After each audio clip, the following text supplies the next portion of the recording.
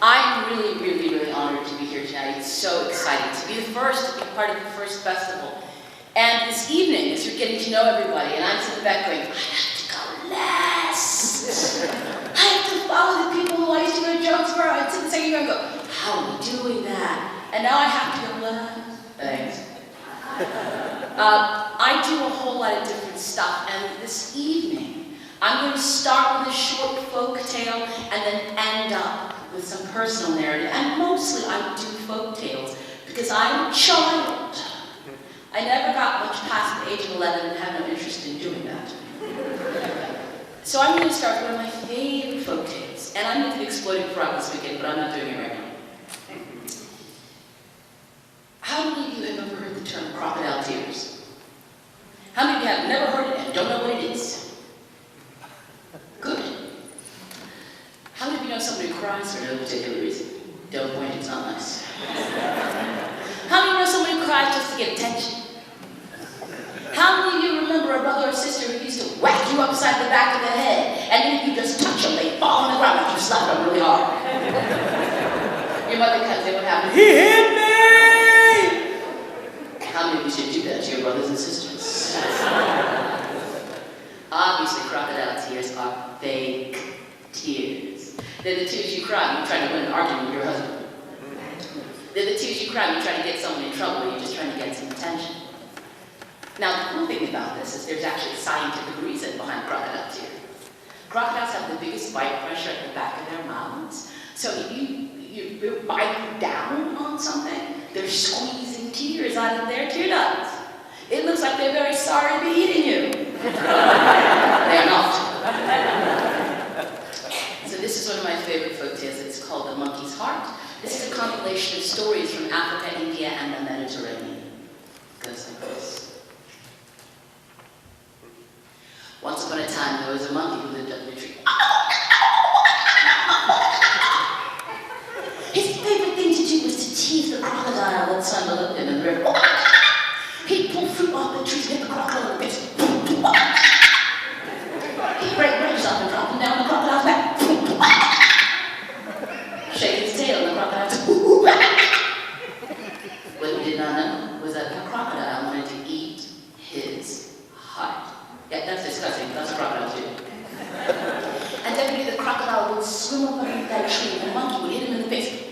Just stare at him. And that monkey would drop his on his back. Just stare at him. And that monkey would shake his tail and the crocodile would say, just stare at him. Now some people when they get upset they slam doors. How many of you do that? Look, you all so mature. I still do. Some people get upset and throw things. How many of you have ever done that? Some people get upset and break their own stuff. How many of you have seen somebody do that? Some people get upset and their mouths open up and out comes all sorts of inappropriate language. How many of you have seen somebody do that? But the crocodile didn't do any of those things. He was like a big teenager. He just got grumpy. He got grumpier and grumpier and grumpier until finally one day his mother said, what is wrong with you? Every day you go out and you're just fine, but by the time you come back you're upset. What are you doing all day? And the crocodile said, well, there's this monkey. And I want to eat his heart, but he will not come out of the tree. His mother said, well, what have you tried to get him down? He said, every day, I'll swim up to the tree. I'll stare up at him. His mother said, obviously that is not working. Why don't you try something else? Because I don't know what else to try. Why don't you try crocodile tears? I don't know what that is. Boy, come here. And she whispered in his ear the next day. Crocodile swam up underneath that tree. The monkey was waiting for him. He had a great big right. Hit that crocodile right. But today, instead of just sitting there, the crocodile began to cry.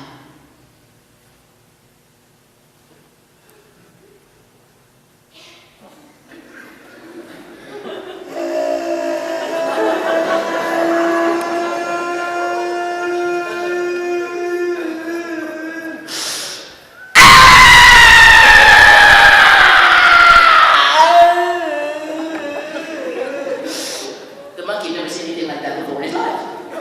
What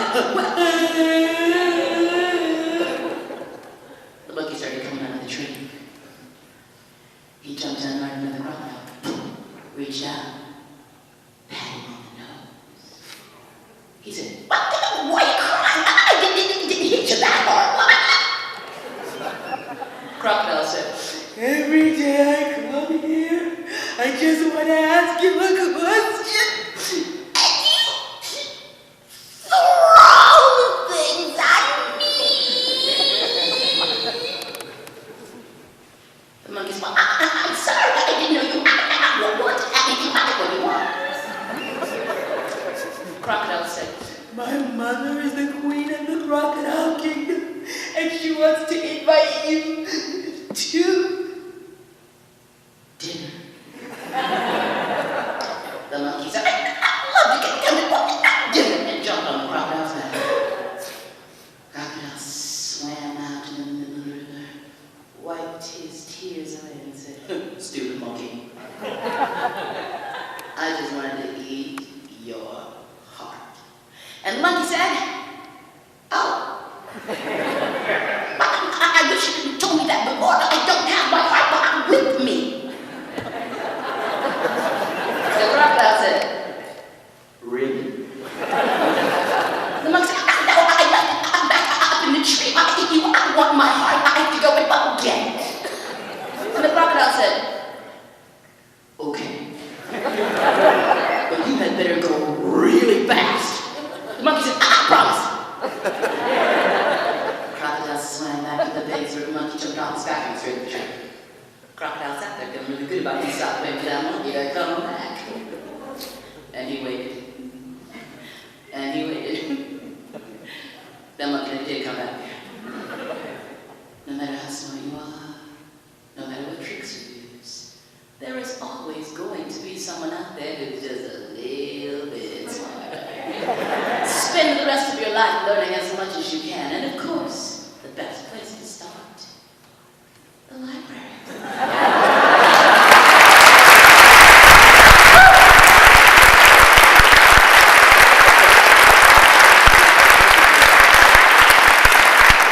Now, I love folk tales, but it's always fun to knit them into your personal narratives. And I know it's late. I thank you for staying. This is a combination to my favorite things, trickster stories. How many of you know the trickster who comes out of West Africa? You know who he is? Anansi. Anansi is an amazing trickster. He jumped all over Africa, turning into other tricksters. He is guinea fowl. He is bush deer. He's all these creatures. And then, he did an amazing transformation act. He jumped the ocean. When the West Africans were taken out of West Africa, one of the first places they were taken was to the Caribbean. When they got to the Caribbean and they were working on the sugar plantations, they weren't allowed to tell their stories or speak their languages or worship their religions. They wanted to keep Anansi. They turned it into a woman. If you go to the Caribbean, you can find all these stories about a woman named Aunt Nancy. It's a nonsense one. Anansi came here to America with the enslaved Africans, and they weren't allowed to tell their stories or speak their languages or worship their religions. They wanted to keep Anansi. They turned him into a rabbit. He is the basis of Brer Rabbit. Brer Rabbit jumped all over this country, getting mixed up with the Native American tricksters, the European tricksters, the Chinese tricksters, and they all got turned into Bugs Bunny. The next time you see Bugs Bunny, you're seeing who he's African. And this evening, I would like to share a piece of my very crazy family with you. And we're going to start with the laughing place, which is my favorite Brer Rabbit story. And you have to forgive me, whenever I go across state lines, my allergies get the best of me. I am not crying, I'm just trying to clear the dust. Here we go. Now that came a time when Brer Rabbit was tied so tight, all he could move was his eyeballs and his mouth, because you can't stop his mouth. And he was sitting right there, and Brer Bear and Brer Fox was getting ready to make themselves rabbit stew. They had a great big old pot with water boiling. They had carrots and potatoes and radishes. They was cutting them up, putting in the water. Now, if you were a rabbit, and there was two great big old critters making rabbit stew, and you were the only rabbit around, you might be a little worried. But Brer Rabbit was not worried. In fact, that critter was laughing.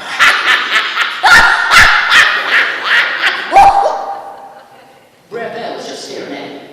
You might know someone like Brer Bear. He's really big.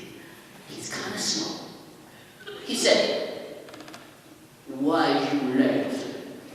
The rabbit said, "I can't help it. I'm thinking about my laughing place. And when I think about my laughing place, I gotta laugh." The rabbit said, "What's a laughing place?" "Oh, it's just the best place in the whole world. You go there, you just laugh." Rabbit said, "I want to see the laughing place." Red Fox said, "No, you don't. You know how easy I'll trick you while you listen to him." But Red Rabbit couldn't stop laughing, and pretty soon Red Rabbit couldn't stop laughing. He said, "I want to see the laughing place. I want to see the laugh." Red Rabbit said, "Well, take me there. All you gotta do is untie me and tie the rope around my neck, and I'll lead you to my laughing place." And Red Rabbit said, "That's what we're gonna do." Red Rabbit said, "Don't do it. I want to do it." And so he untied Red Rabbit, tied the rope around his neck, and that rabbit started bouncing on down the road. He was laughing so hard he rolled up the road, kicking his legs, laughing. Brer Bear was laughing so hard. Brer Fox was upside down. "Look at yourself. You see yourself. You looking crazy." Finally, they stopped him by this great big old bush, and Brer Rabbit said, "Well, here we are." And Brer Bear said, "Where's the laughing place?" And Brer Rabbit says, "Right here in the bush." So Brer Bear dropped the rope, opened the bush, and stuck his head in there. And when he pulled his head out, the biggest hornet's nest you ever saw in my life was perched right on the tip of his nose. Brer Fox said, "Don't move, I'll get it," and picked up a stick. Pump, he hit that hornet's nest. It broke up, and hornets went straight up in the air and came straight back down. Started stinging those critters away. They turned around and started running across the hill. Brer Rabbit rolled over, got his feet up underneath that rope, pulled it over his head, rolled it. He just started laughing so hard he almost burst his side. Brer Bear stopped at the top of Country Hill, turned around and said, "Wait a minute! You said this was a laughing place, and I ain't laughing." Brer Rabbit said, I said it was my laughing place, and I sure am laughing hard." And he ran off. Now, I love Brer Rabbit stories. I absolutely love them. And when I was a kid, I thought Brer Rabbit was a fictional character. No, I grew up with him. My father is an unusual man. He was a colonel in the army. He has black belts in judo, karate, hapkido, tensudo, and taekwondo. He knows how to use nunchucks and swords, and the army thought it was a fabulous idea to teach him how to shoot rifles. He's huge. He's also the blackest human being I've ever seen in my life. He looks like midnight with eyeballs. He has a beautiful tenor voice unless he's mad, and he sounds like this. And every day of his life he wore a uniform, which was good because he has a guilty secret. No fashion sense. Left to his own devices, he would pick up the rattiest t-shirt he could find. My mother always ironed his shorts. He had some lovely shorts. He wore black socks and sandals. That was his outfit on the weekends. We were mortified. The older we got, the more mortified we became. Now, there are 7 children in my family. 7 of us. My mother had 4, and my parents adopted 3. While we were in Asia, they're Amerasians, half Korean, half African American. And I have this crazy story about, well, just being in my family a little bit later on this week. But what you need to know most about this is that my father had an attitude about America, and it was this: I fought for this country. You're going to see it. What that meant was, where most Army families, when they were getting transferred, because we moved every 3 or 4 years, what would happen is, they would put all of their stuff in the moving van. They would hitch the family car to the moving van. That would leave, and then they would go to a hotel. Then they would fly over the country and land somewhere and have a new house and a new school, and they would start their lives again. That's not what happened to us. My father bought a van that sat 16 people. They don't even make them that big for domestic consumption anymore. And this was before they started shooting each other in California, so all the windows were tinted. You could not see into this thing. And the way he did it, my parents would take the first 2 seats out of this thing. shepherd, an oversized Alsatian shepherd. We called him Bear. He looked like a big wolf, big, long, thick hair. He would travel where they took those two seats out. We also had a toy poodle named Pepper. A little toy poodle. He stayed up there, and we had a giant cage in which lived my albino ferret. And that also stayed up there. The rest of us were two to a seat, and in the back, someone could stretch out and sleep back there. All of our luggage went behind that, so it was a big van. And when we went across country, my father would have that really crazy outfit on, and he would become Mr. Happy Driver Man. Normally, he was a disciplinarian, but you got in the front seat of the car. We were going across country, my father's like, look at that, look at that, look at that. And my mother rode roughshod on the children behind. My mother is 5'3". She's incredibly light-skinned, she's incredibly beautiful, and everything she owns always matches. She would give Martha Stewart a run for her money. My mother gets out of the bed, comes out of her bedroom in the morning. She looks like she's been at the spa. She's glittering everywhere, and she's good. Well, the way we traveled across country was my father would get us up at dark 30. And he would drive all day looking at the sights. My father's also a historian. Look at that, look at that, look at that. And my mother would keep us all in line. Be quiet, sit still, don't touch that, put that down. In the back, 7 children and 2 dogs, and there we would be doing our thing. We would get where we would go late at night. My mother would go to the grocery store. She'd get some fruit and vegetables. We'd get up in the morning. My father would have us out really early. We'd get in the car and we'd drive. Now, it was the 80s. We all had giant Jerry curl afros.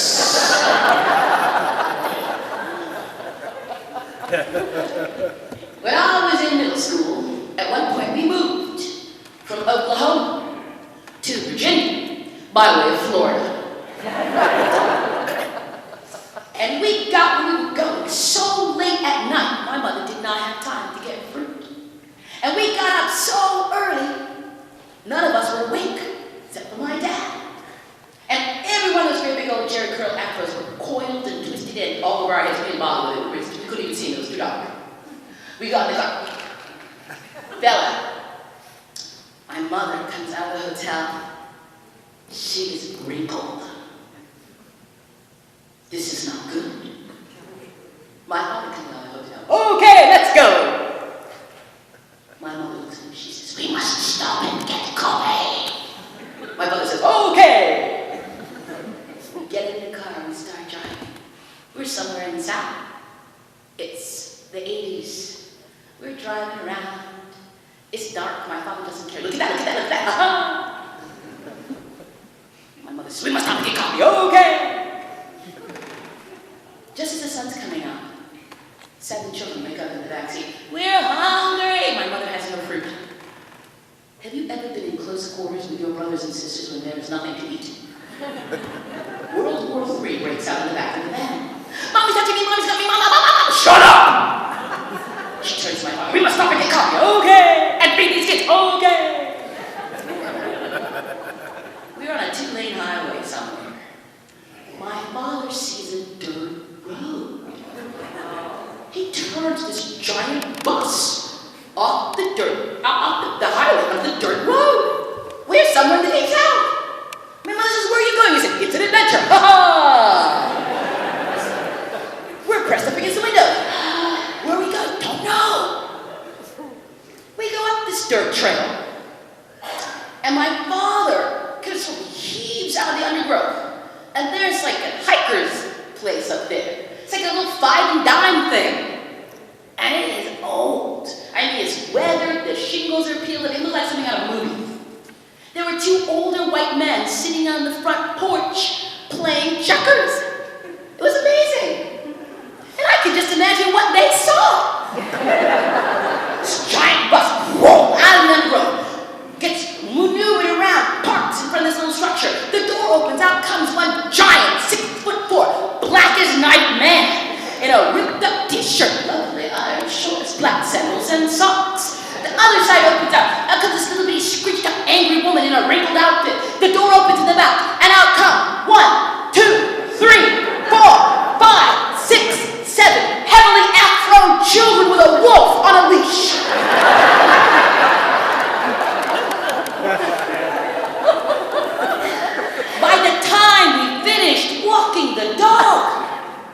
They were gone.